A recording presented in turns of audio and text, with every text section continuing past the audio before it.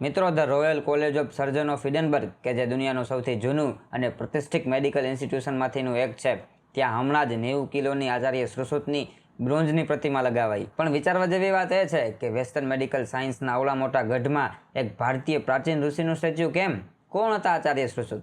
આજથી 2600 વર્ષ પહેલા, એટલે કે યુરોપિયન કન્ટ્રીઓ અને બાકીના દેશો કપડાં કેવી રીતે પહેરવા, સરખી રીતે જીવવાનું શીખતી હતી, ત્યારે કાશીમાં ગંગા નદીના કિનારે બેઠા બેઠા એક વ્યક્તિએ મેડિકલ સાયન્સનો આખો ઇતિહાસ બદલી નાખ્યો. તેમણે લખ્યો એક મહાન ગ્રંથ, સુશ્રુત સંહિતા. જ્યારે આખું વિશ્વ માત્ર જડીબુટીઓ ઉપર નિર્ભર હતું, ત્યારે આચાર્ય સુશ્રુતે જન્મ આપ્યો શલ્યતંત્રનો, એટલે કે સર્જરીનો. શું તમને ખબર છે કે આચાર્ય સુશ્રુતને આખી દુનિયા ધ ફાધર ઓફ પ્લાસ્ટિક સર્જરીના નામે ઓળખે છે? એ જમાનામાં યુદ્ધમાં અને રાજાઓના આદેશથી ગુનેગારો અને શત્રુના નાક અને કાન કાપી નાખવામાં આવતા હતા. એવા લોકો માટે આચાર્ય સુશ્રુતે શોધી રાઇનોપ્લાસ્ટિસિટી, નાકની પુનઃરચના. તે દર્દીઓના ગાલ કે કપાળનો ભાગ કાપીને લોહીનું પરિભ્રમણ ચાલુ રહે એવી રીતે એને નાક ઉપર એવી રીતે સ્ટિચ કરતા કે ચહેરો પહેલાં જેવો જ લાગતો. આ પદ્ધતિને આજે આખું વેસ્ટર્ન સાયન્સ ઇન્ડિયન મેથડ તરીકે ભણે છે. અને વાત અહીં જ નથી પતતી. એમના પુસ્તકમાં 120થી વધુ સર્જિકલ સાધનો અને 300થી પણ વધુ ઓપરેશન્સની ડિટેલ આપેલી છે. અને આ સાધનોની ડિઝાઇન તેમણે કેવી રીતે બનાવી તમને ખબર છે?